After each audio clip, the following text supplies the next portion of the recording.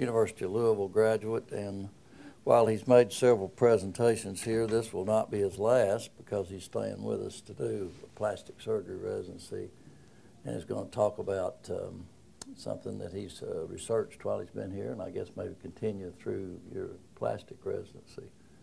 But we look forward to this presentation and to the weekend. Remind everyone of the lecture Friday at noon here, which is going to be about Dr. Mary Walker. I've made you that announcement before. We expect people to be here who are not involved in clinical activity at the time. And then Saturday morning and Saturday evening, the program has been circulated. And if you haven't seen one, then, you know, we can supply you with one. But we start at 8 o'clock Saturday morning.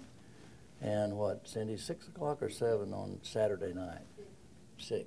Down at the new hotel down by the Reed House down there. So anyway, we look forward to this presentation and the weekend as well. He's got a large group of family members coming in. We look forward to meeting them. Good morning. So I can't believe I'm already here. I'd like to thank everybody for being here. And I appreciate Dr. Burns and all of you for making the past 6 years such a wondrous experience. I appreciate it.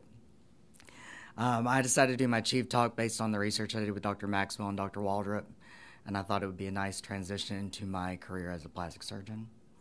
So the title of my talk is Perioperative Antibiotic Recommendations in the Surgical Management of Mandible Fractures. I have no disclosures. So mandible fractures are among the most common facial injuries, and their treatment may be complicated by postoperative infection. The risk of infection due to contamination with the oral flora is well established. However, evidence supporting a protocol for perioperative antibiotic prophylaxis is lacking. Antibiotics have historically been implemented in the context of facial trauma due in part to the theoretical risk of infection following the violation of mucous membranes, sinus cavities, and the potential contamination following delayed treatment. The use of preoperative antibiotics in the treatment of mandible fractures is an accepted practice. However, multiple studies have examined the use of postoperative antibiotics, but these lack evidence to support its standardization. The Centers of Disease Control and Prevention estimated that in the United States, at least 2 million people acquire antibiotic-resistant infections annually, of whom 23,000 of these die of those infections each year. In addition to human cost, current antibiotic use practices contribute to the $1.5 billion spent annually managing adverse antibiotic effects, including toxicity, bacterial resistance, antibiotic-associated colitis, antibiotic-related allergic reactions, drug-to-drug interactions, and infectious complications through superinfection. Listed are the general definitions describing the specific timing of each perioperative antibiotic administration time point. Preoperative antibiotics are those given from the time of injury or presentation up until the time of surgery. Intraoperative antibiotics are given at the time of surgery up to 24 hours from the stop time of surgery. And postoperative antibiotics are those administered beyond the 24-hour postoperative surgery stop point. In a landmark prospective randomized study published in the Journal of Oral Surgery in 1975, Zollin and Curry divided 64 patients with one or more compound mandibular fractures into 2 equal groups and randomly assigned cards saying yes or no to prophylactic antibiotics. They demonstrated a decrease in postoperative infection from 50% to 6% with the use of prophylactic antibiotics and concluded that antibiotic coverage should be given to those patients with compound mandibular fractures. Although this study noted the various types and routes of antibiotics used, they were prescribed at the discretion of the operating surgeon and not dictated in the protocol of the study, and no mention of timing or duration of antibiotic administration was given.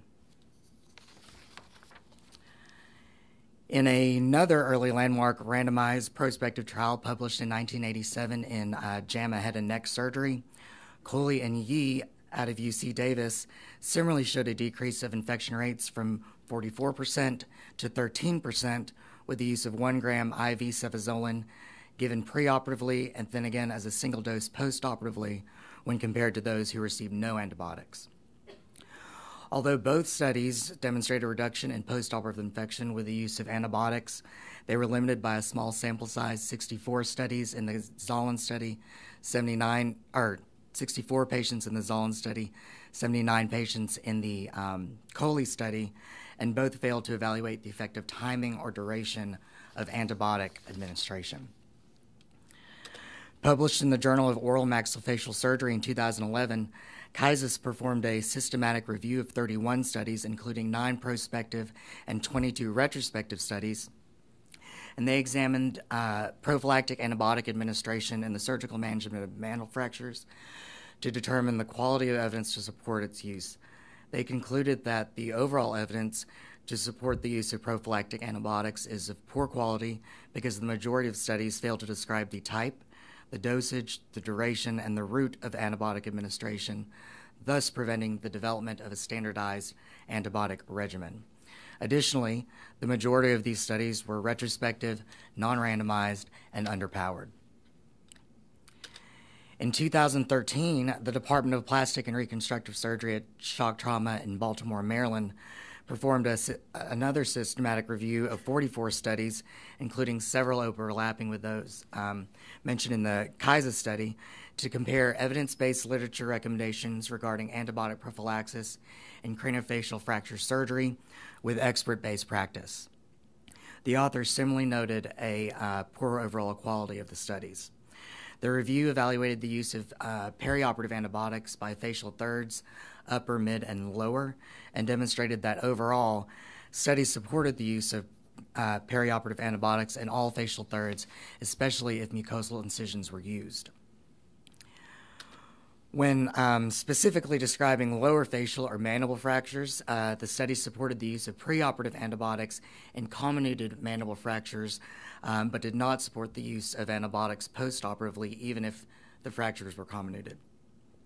To evaluate experience-based practice, expert opinions were garnered during the Advanced Orbital Surgery Symposium in May 2012 in the form of a survey and included 17 senior surgeon respondents who reported their antibiotic prescribing practices over a combined 286 years, 24,000 cases, and 13 institutions. Data was then collected on the type of antibiotic, time points of administration, and duration of postoperative antibiotics. In spite of the available literature, percentages of prescribers administering antibiotics included almost 69% in the preoperative setting, 94% of prescribers administering antibiotics intraoperatively, and almost 65% postoperatively, with a postoperative administration having an average duration of 4.5 days with a range of 1 to 7 days. The authors did note that the survey did not query specific attributes of each of the fractures, including whether or not they were open or closed, displaced or non-displaced, or where they were located, which may have influenced whether or not antibiotics were used in those specific situations.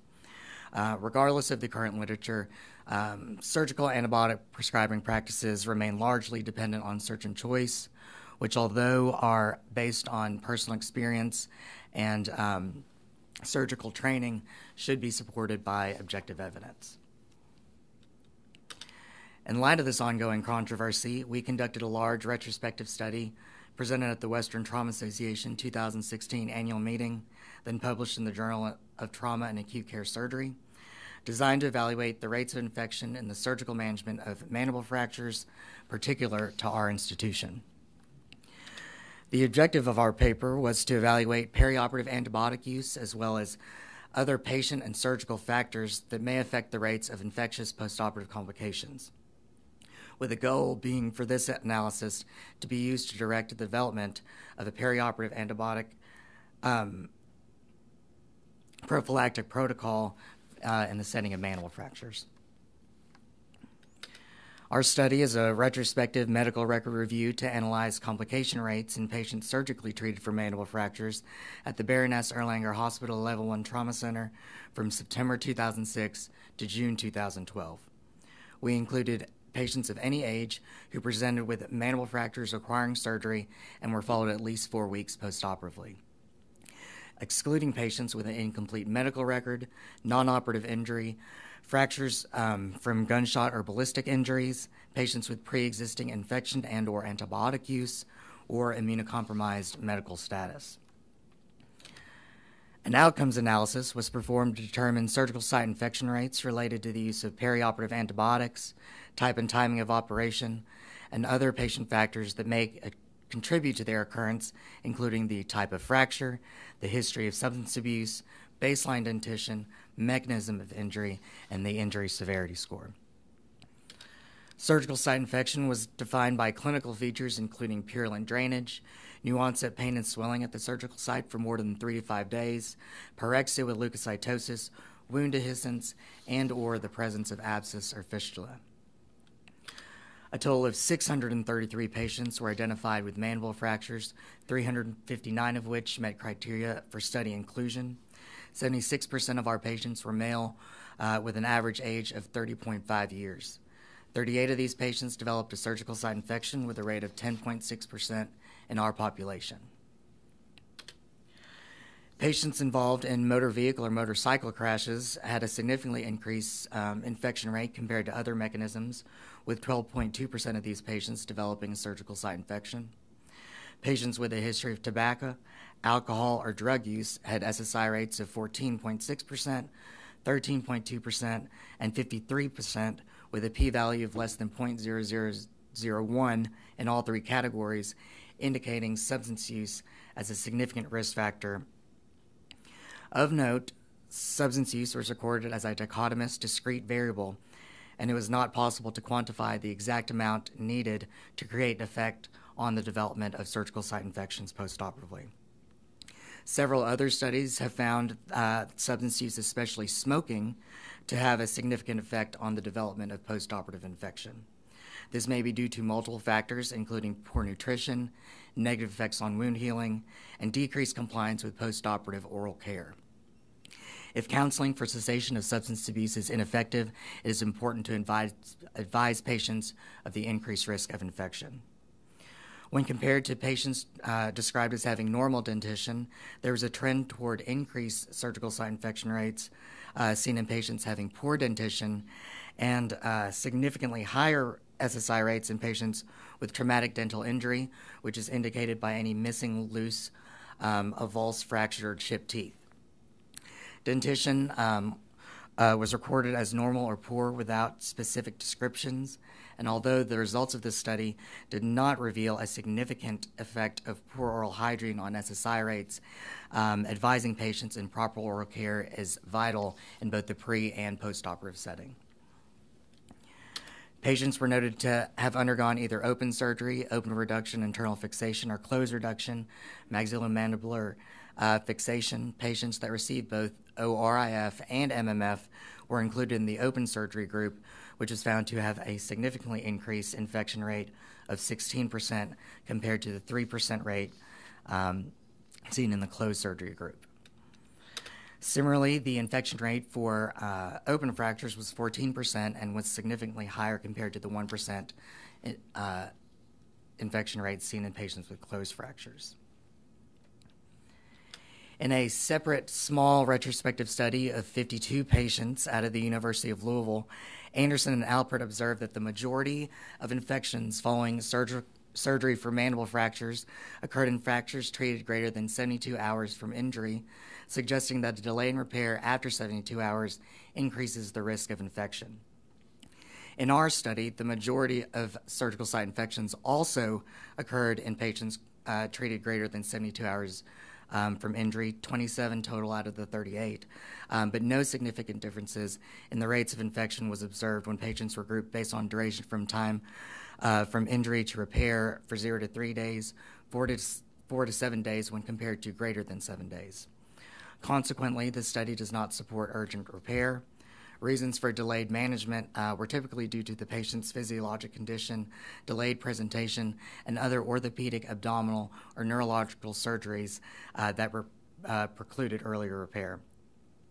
At our institution, it seems that open complex mandibular fractures are generally repaired urgently. However, if the patient has other significant traumatic injuries, those would take priority, and it is not uncommon for facial surgery to be delayed several days. Infection rates were next evaluated comparing various perioperative antibiotic regimens to patients receiving only preoperative antibiotics. 128 patients only received preoperative antibiotics, and 10.2% developed a surgical site infection. 149 patients had documented pre- and postoperative antibiotics with an SSI rate of 14%. 60 patients had preoperative antibiotics and were given a prescription for oral postoperative antibiotics, but compliance at discharge could not be confirmed, with 2 infections seen in this group. And then 17 patients had no recorded pre- or postoperative antibiotics, with 1 surgical site infection. There were 4 patients that did not receive any pre-op antibiotics, 2 with confirmed and 2 with unconfirmed compliance with postoperative antibiotics, and there was 1 surgical site infection of the group with confirmed compliance. Regardless of the perioperative antibiotic regimen, no significant differences in surgical site infection rates were observed. Almost all studies noted an increased risk of infection in the presence of open fractures, particularly those involving the dentition. 37 of the 38 surgical site infections in our study were in patients with open fractures, including fractures of the alveolar ridge, which would include the dentition. And this led to a subgroup analysis of only patients with open mandible fractures. And again, we found no significant differences in surgical site infection rates between each of the perioperative antibiotic regimens. In a 2006 single-center prospective randomized study, Miles reported the effect of postoperative antibiotics in addition to pre- and intraoperative antibiotics in the treatment of open mandible fractures in 181 patients. The incidence of infection in patients that received postoperative antibiotics in this study was 10% compared to 14% in the patients that did not, revealing no benefit of postoperative antibiotics. Our study echoes these findings. Based solely on postoperative antibiotic administration, almost 15% of our patients developed a surgical site infection that received postoperative antibiotics, compared to almost 10% of those that did not, again revealing no benefit of postoperative antibiotics in the development of surgical site infection. Additionally, no significant differences in the rates of surgical site infection were seen based on the type of postoperative antibiotic used. Thus, there is not enough evidence to determine the ideal antibiotic based on our study results.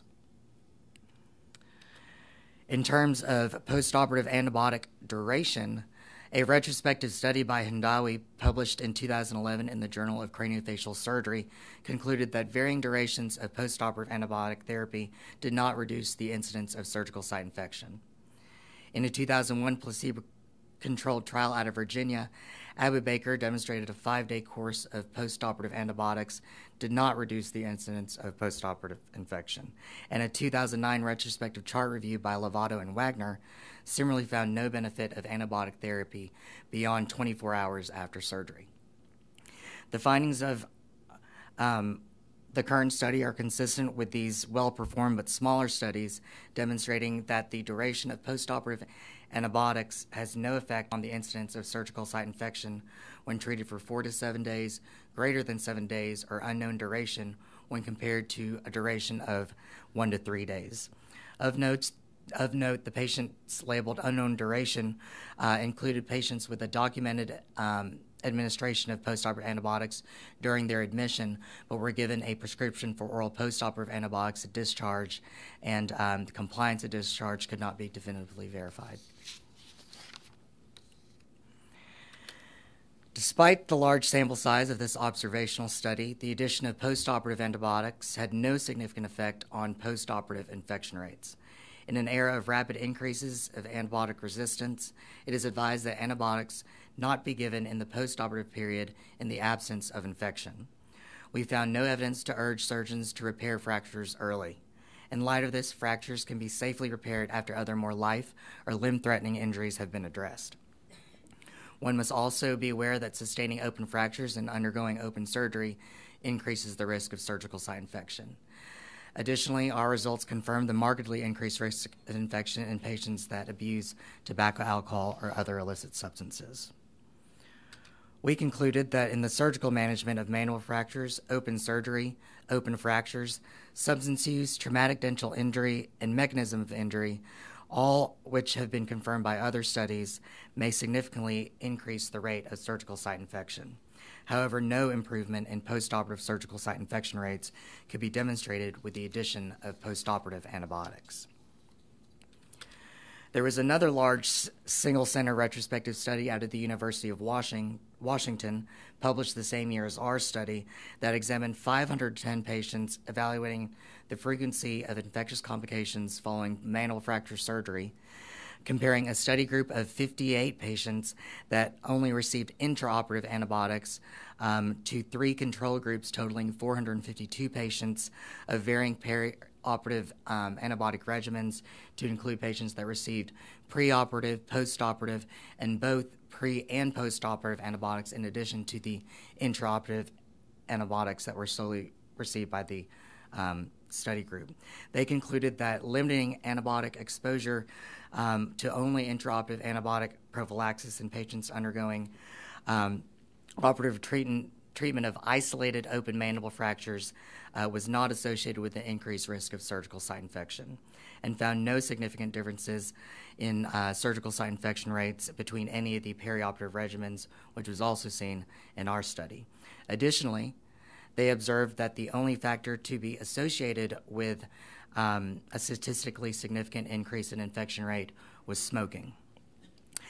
However, this study only included patients with isolated open mandible fractures, and so the results of their study may not be able to be applied to our patient population, which is pretty trauma-heavy and may have multiple associated injuries.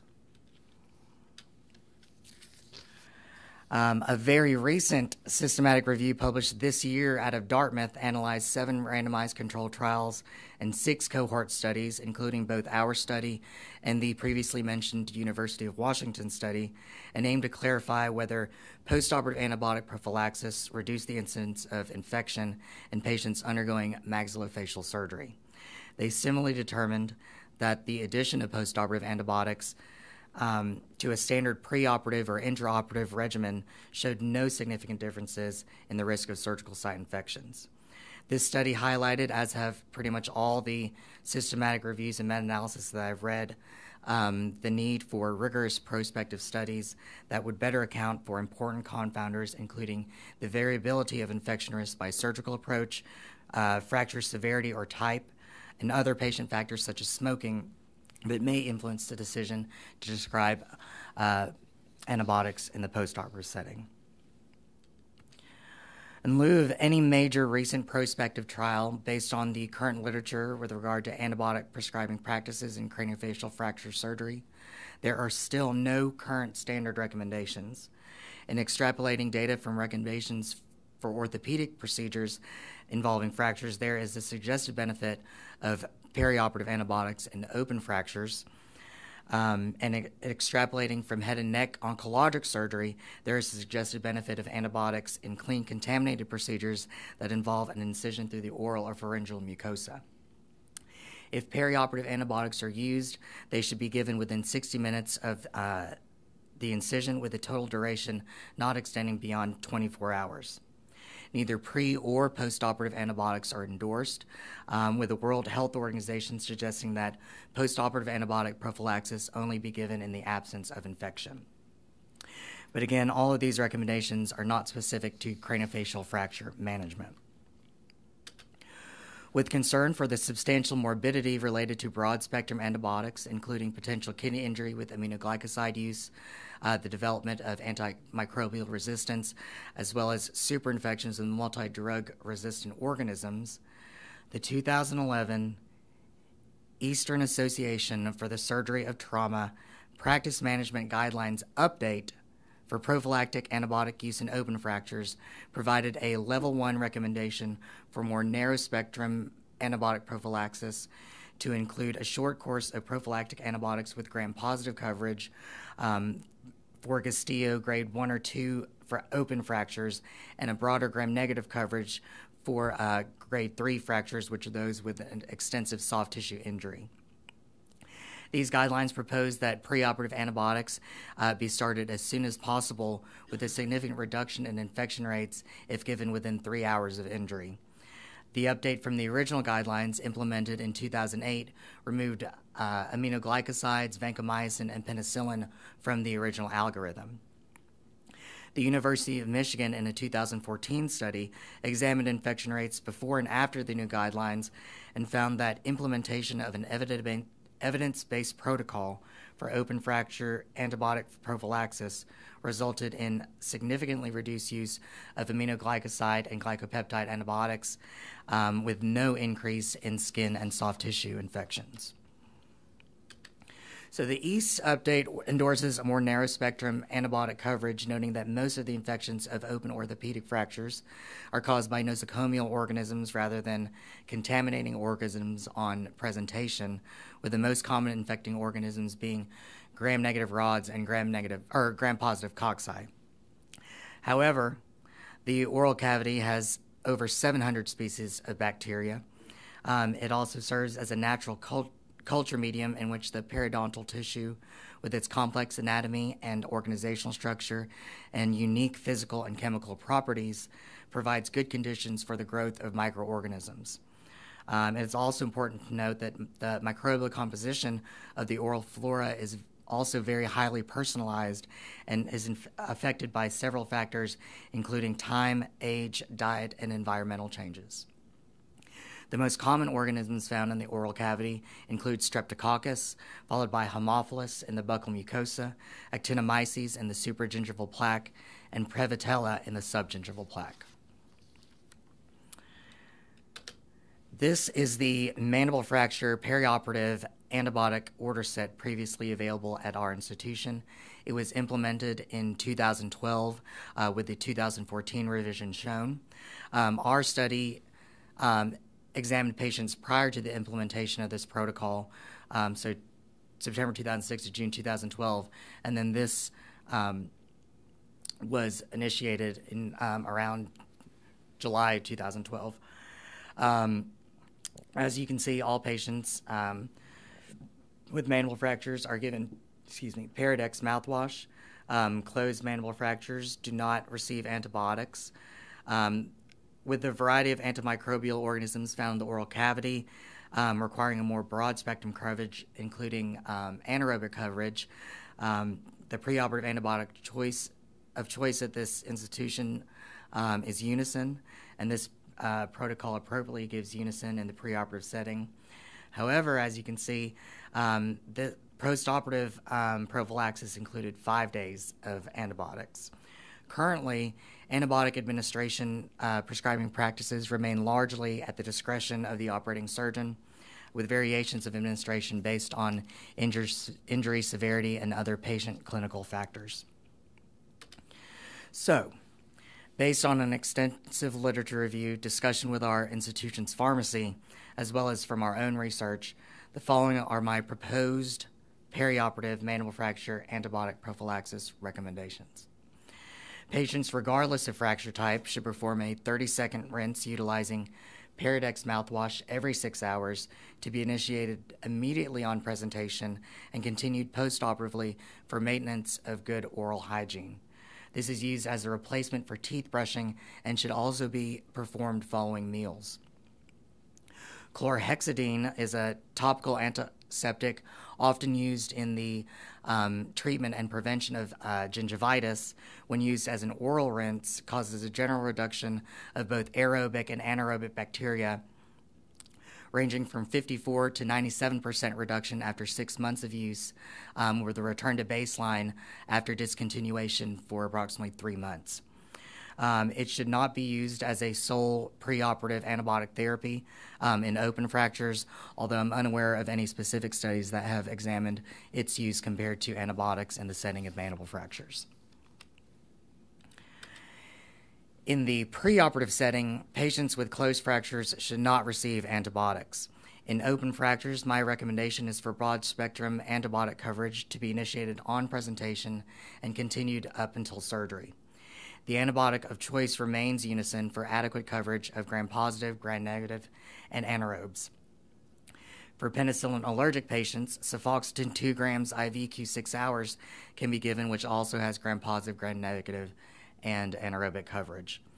And for penicillin anaphylactic patients with the potential for cephalosporin cross-reactivity, the recommendation would be for clindamycin 600 milligrams IV Q8 hours for aerobic gram-positive and anaerobic gram-negative coverage, with the addition of gentamicin 5 milligrams per kilogram IV Q24 hours for aerobic gram-negative coverage. And this may result in an extended course of preoperative antibiotics, particularly in the setting of polytrauma patients. However, due to the abundance of microbial organisms in the oral cavity and the ability of those organisms to change with time and environment, as well as several landmark prospective trials examining preoperative antibiotic use and their decrease in infection rates, preoperative antibiotic administration will remain an accepted practice. As our study found no correlation between surgical site infection and duration from injury to surgery, preoperative antibiotic duration could be relevant to include in future studies to determine whether it represents a confounding factor and what secondary implications it may have on the development of infectious processes stemming from prolonged administration. Intraoperatively, for both closed and open fractures, antibiotics are given as an intraoperative dose within 1 hour prior to surgery. Start time with appropriate intraoperative redosing, not to extend 24 hours past the surgery stop time. The antibiotics used are the same as recommended for preoperative use, and in open fractures are continued intraoperatively based on the preoperative antibiotics that are administered.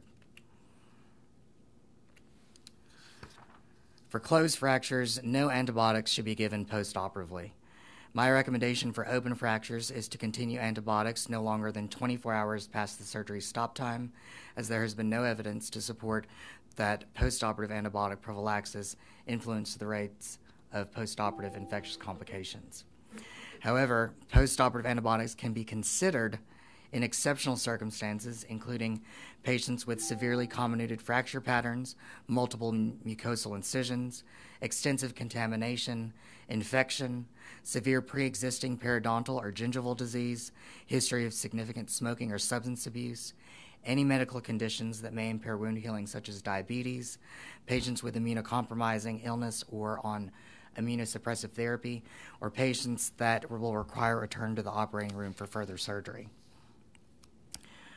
Under these circumstances, antibiotics can be considered to continue at the discretion of the operating surgeon while they are inpatient. However, I would recommend against continue antibiotics beyond 72 hours based on the findings from our study that showed no effect of duration of antibiotic use greater than 3 days on surgical site infection rates.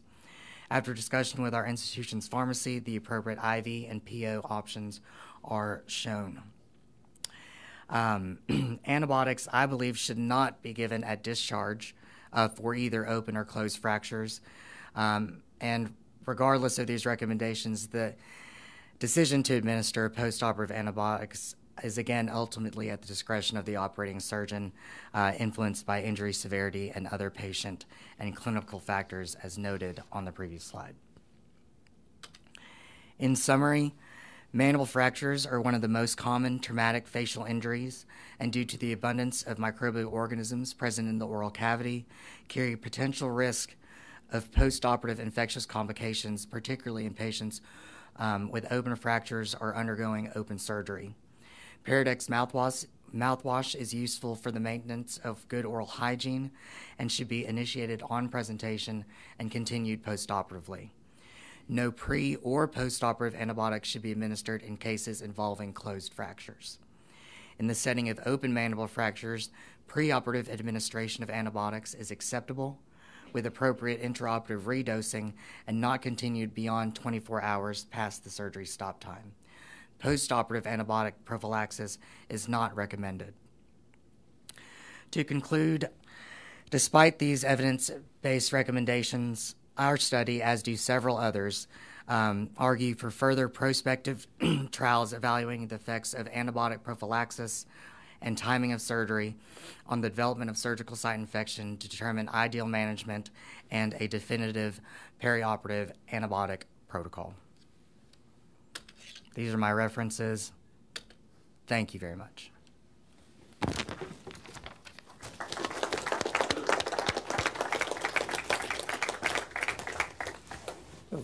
Questions, comments? Yes, Dr. Stanley.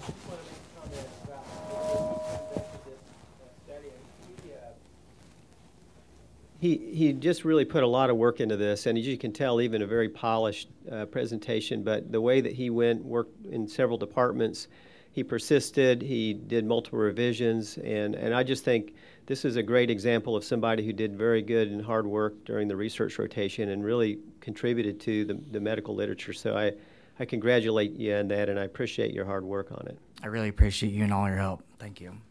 I think as a follow-up to that, too, what impresses me, and I'm proud of us for looking at it, you, Dr. Stanley, and others have really looked into the C. difficile problem, and the prolonged use of antibiotics is right up there at the top about, we know the etiology of that, and we've seen it several times. It's not exclusive to non-trauma patients. We see it in trauma patients as well, even those that are young and healthy. So, I think the two dovetail well together here, that we're looking at the overall problem, and this is one way to help the other problem by looking at a reduction in that. Dr. Maxwell? Yeah, Domingo, great job. I'd like to say I think you have a commanding knowledge of this subject, and it's a very nice talk.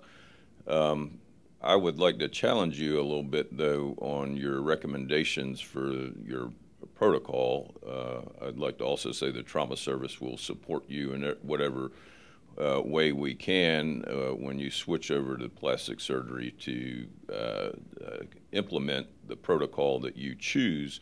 But I think your antibiotic recommendations aren't quite as strict as some of the data that you found as far as the preoperative dosing from presentation to surgery. I think you could, because some of these patients, you're right, have traumatic brain injuries and sit up there for 10 days, having their ICPs treated and can't go to surgery. So I would challenge you at looking at a shorter preoperative duration of antibiotics. You usually it takes about 3 days before the patient's cleared to where they get to surgery. Look at trying to reduce that preoperative antibiotic usage. I think your data would support that.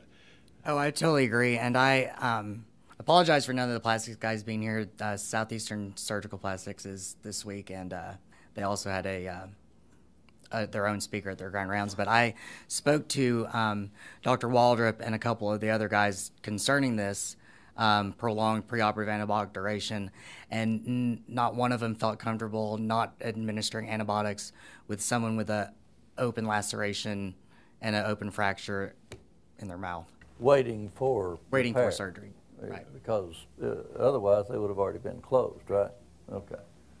Yeah. Well, again, I know there's a lot of different faculty impressions that you have to try and get a protocol that will work, and Absolutely. Perhaps we can, have some further conversations at a faculty level about. To that extent, the two of you, with the modern miracle of the electronic medical record, could we not come up with what we have, at least in several areas in medicine, like in breast cancer, for example, we have a Gale score that gives you some relative idea of risk here, so that you could weight some of your recommendations based on multiple factors. I mean, you mentioned head injury, Bob, splenic rupture, whatever. I mean, put them all together so that you could feed that into the system when the patient comes in and decide whether or not that patient does deserve prolonged preoperative or doesn't deserve prolonged preoperative antibiotics. It seems to me, I mean, the post-op you've pretty much settled. I mean, at least we've settled the issue of not sending them home on antibiotics pretty much from data standpoint. Yes. So the duration in the immediate post-op period is the one that's questionable, as well as the length of time pre-op. So I don't think you should receive post-operative antibiotics past 24 hours Right. to the stop. So that's solved. Yeah. Or at least in your mind. Right. But, you know, it seems to me, and I know that sounds like something impossible, but now if you punch the cue, you ought to be able to put in, again, with the Gale score, you get a relative idea, for those of you who don't use it, what is the likelihood of this patient developing breast cancer in a 5-year or 10-year period of time. And it's based on, you know, the multitude of factors that can lead you to have a high risk for breast cancer. Same thing, it seems to me, could exist in trauma. Put together this polytrauma, but what are the specific things? And smoking, Right. and drug abuse, and dentition, and you put all that in and come up with a score early on and make a decision based on that. That's my point. Dr. Dart? Congratulations as well, and to Dr. Stanley's point, I think you've done an outstanding job, and I know how hard you worked with this. Thank you. But I don't think that we have translated this to clinical practice at all, and I do look forward to you being a plastics fellow and ending the days of, to Dr. Burns' point, we've not fixed the post-operative augmentin 875 BID for 10 days, Right. and that's what people are getting right now. I wondered it. That was going to be my question at the end if somebody didn't ask it. Have we really solved it? No. Even though our own data shows it, have we solved it? Not necessarily. Okay. It didn't look to me like, yeah. Okay. Eric? Glad you're going to be sticking around here, and again, excellent talk. Do we have the volume here to support a prospective trial? No. Say again? We do not. We do not. It would have to be a multi-center kind of deal, which I tried to follow up with after I completed this, but Dr. Waldrop could not get Vandy and Birmingham on board. Well, we could try some other places. Yeah. I mean, there's interest now, at least in the UT system. If you just looked at the University of Tennessee now, you take Chattanooga, Memphis, and Knoxville together, there's a lot of opportunity for studies, collaborative studies that could do this, and this might be one that some of them might be interested in. The Chancellor Schwab is very interested in us looking at the potential of doing that. Finally, UT is getting around to that idea that's been promoted, at least by some, for a long time. So that's another potential opportunity. Dr. Fisher? About 5 or 6 years ago, when I used to be the medical director of the pharmacy, we had a spike in C. diff. And there was a PhD at the University of Kentucky, I think, that we invited to come down here to give a talk on C. diff. And he had done a lot of work at his own institution. And the thing that struck me about his talk was the fact that most of the cases of C. diff involve Cipro and clindamycin, and frequently both of them used together. So if you think about it, that combination of antibiotics is going to wipe out a lot of gut bacteria. And his plea was, if you can avoid Cipro and you can avoid clindamycin, and particularly as a combo antibiotic, you might be able to impact the incidence of C. diff. Now, you know, they're both pretty frequently used antibiotics, and I don't know whether it's together they're so bad, or whether it's just the fact that they're used a lot, and so that's going to be associated with an increased incidence of C. diff. But I never will forget what he said, and so I personally try to avoid those antibiotics. The other thing I would throw out there is that in my experience, augmentin is really bad about causing diarrhea. I saw it happen in my son when he was a kid, about 3 years old, and a pediatrician put him on that for ear problems. I also saw it happen to my father when he was 85 years old, and in the twilight days of his life. And he was put on Augmentin for a lung problem, and it caused C. diff, and it took him over 6 weeks to get rid of it. And Harry Stone also had it toward the end of his life when he was put on Augmentin. Yeah. And so I have always tried to avoid Augmentin. It just seems to me as an antibiotic we can come up with better choices, but there's a high incidence of antibiotic-induced diarrhea from Augmentin. Well, now, C. difficile was clinically known as clindamycin colitis when it was initially described.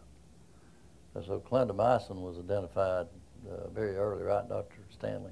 I mean, it changed pretty quickly, but I mean, I remember us talking about clindamycin before we started calling it C. difficile colitis. So it's a drug that I try very much to avoid, but if you look at all the pre-op antibiotic recommendations, like at plasma surgery, if you're given prophylactic antibiotics and you have a true penicillin allergy, it's still the go-to drug.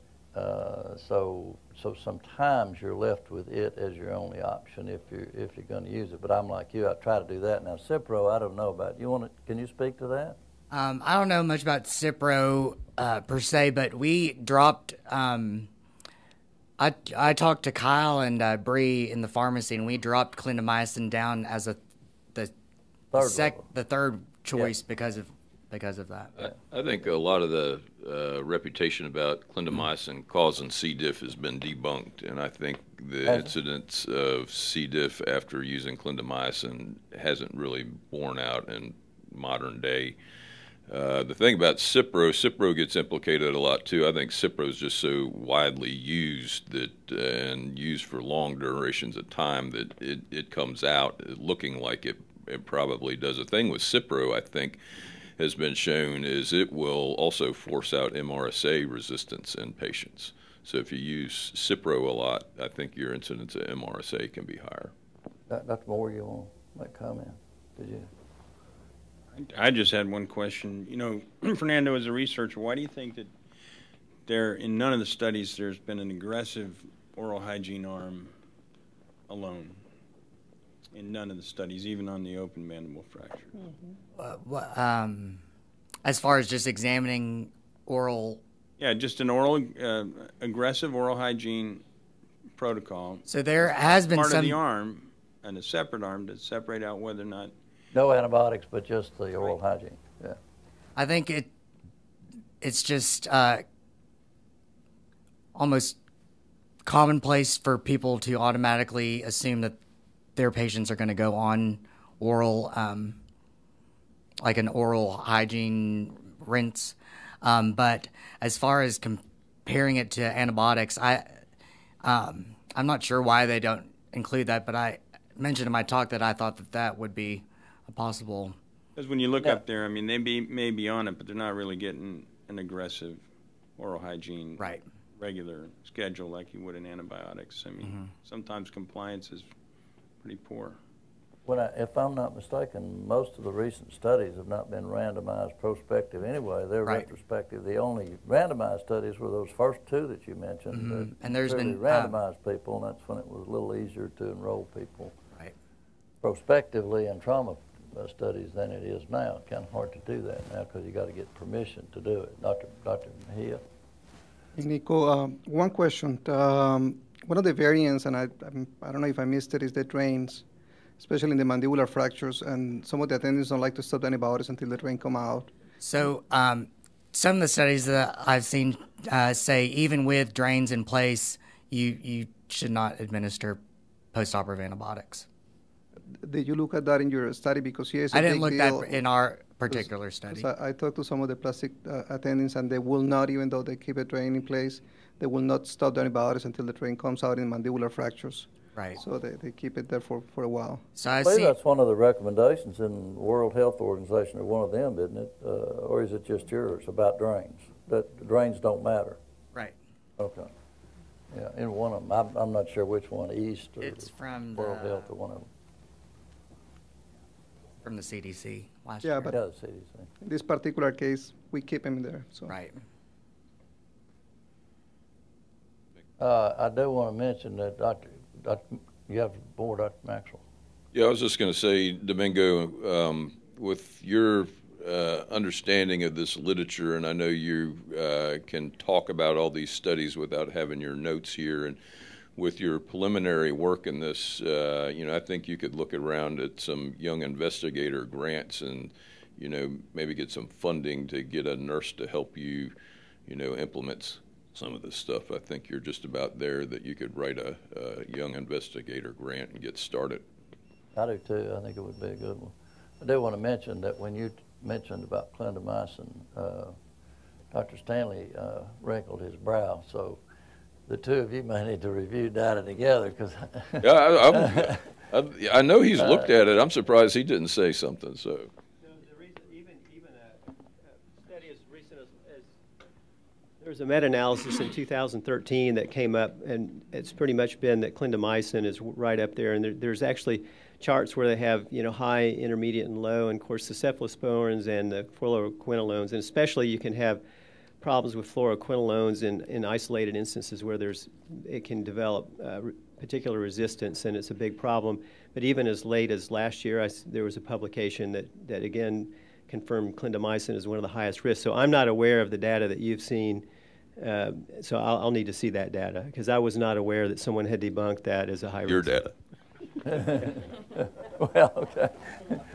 I think while we're talking about C. difficile, since this is such a fertile group of residents here in terms of offspring, one of the things I would mention to you is the potential for getting C. difficile from your young children, especially if you decide to treat yourself with antibiotics for a while. My son-in-law as an orthopedic resident actually ended up in that with not any of the particularly toxic antibiotics treating an infected ingrown toenail, which I finally took care of him for when he came home for a weekend. He didn't stop the antibiotics that his fellow orthopedic residents had put him on. But he ended up with C. diff, but he had infant twin babies at the time, and likelihood that the combination of those two things was the etiology. So just be aware that C. diff is a ubiquitous problem, even in people with a good immune system. Like everybody else, I want to mention what a scholarly, beautiful presentation this was, and we really want you to continue this and want to help you any way we can over the next 2 or 3 years. Thank you very much. Awesome. Thank you, guys. Thank you.